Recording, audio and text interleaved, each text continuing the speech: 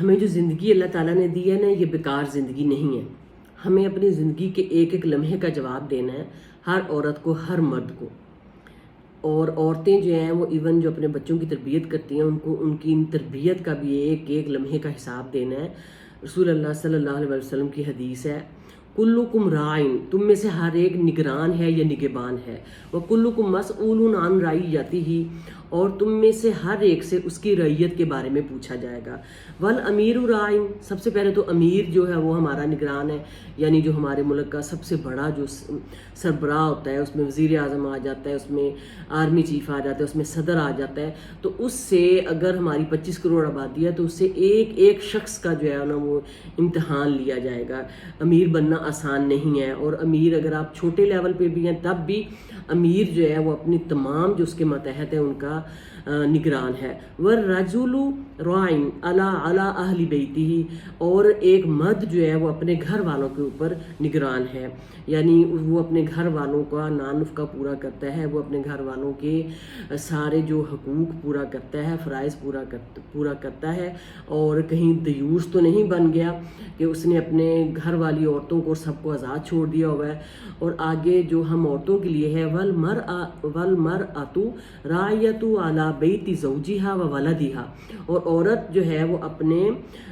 خامد کے گھر کی نگہبان ہے اور اپنی اولاد کی نگہبان ہے. یہ بہت ہی ایک مشکل چیز ہے کہ ہم عورتیں سمجھتی ہیں کہ ہمیں اللہ نے بچے دے دیے ہیں تو بس کام ختم، جیسا تیسا ہم نے ان کو روٹی کھلائی پلایا، گندے مندے رکھا یا ایون صاف بھی رکھا. تو اس میں بہت امپورٹنٹ جو ہے وہ چیز، سب سے پہلے تو ان کے اپنے ہسبینڈ کا جو گھر ہے اس کی حفاظت آ جاتی ہے، یعنی اس میں اس کے مالی بھی آ جاتے ہیں اور جسمانی بھی آ جاتے ہیں کہ جسمانی طور پر بھی وہ صرف اپنی عزت کی حفاظت کرے اور اپنے بستر پر کسی اور مرد کو آنے نہ دے، اور کسی غیر مرد کو بھی جس کو اس کا شوہر پسند نہیں کرتا اپنے گھر میں داخل نہ ہونے دے. اور پھر اس کے بعد جو ہے وہ اس کے جو پیسہ ہے وہ بھی اس سے پوچھ کے خرچ کرے. اور اس کے بعد ہے والدہ، اور عورت جو ہے وہ راعیۃ علی بیت زوجہا و والدہ، اپنے خامد کے گھر کی بھی نگران ہے اور اپنی اولاد کی بھی نگران ہے. اب اولاد کی نگرانی میں بہت کچھ آ جاتا ہے کہ اس میں بچے آ جاتے ہیں، بچوں کی آگے پہلے دن کی پرورش سے لے کر آگے ان کی دینی علم اور دنیاوی علم، کیونکہ کہا جاتا ہے نا کہ سب سے جو پہلا جو سکول ہے وہ ماں کی گود ہوتی ہے، اور جو چیز بچے کو ماں سکھاتی ہے نا، بچہ ساری عمر اس چیز کے اوپر چلتا ہے.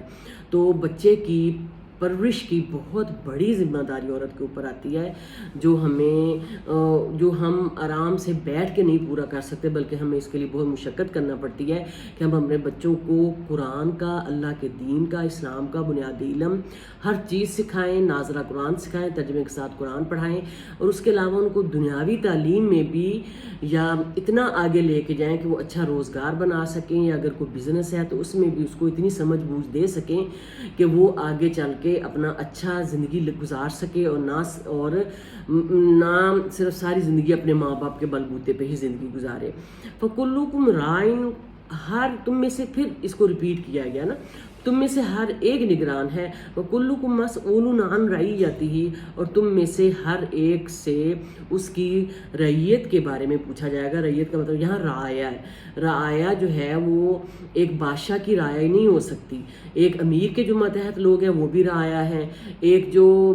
خامد ہے یا مرد ہے اس کے جو گھر والے ہیں وہ بھی اس کی رعایا ہے، اور ایک بیوی ہے تو اس کا گھر، اس کے خامد کا گھر، اس کے بچے وہ اس کی رعایا ہیں.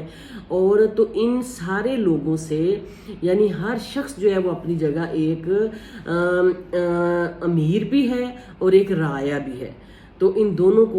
کا بیلنس لے کے چلنا بہت ضروری ہے، اور خاص کر عورتوں کے لیے، کہ عورتیں سمجھتی ہیں کہ بچے ہونا اور بچوں کو سنبھالنا آسان ہے، لیکن یہ ایک بہت بڑی ذمہ داری ہے، اور اس کا بھی اللہ سبحانہ وتعالیٰ نے ہم سے سوال پوچھنا ہے کہ آپ نے اپنے بچوں کی پرورش کس طرح کی.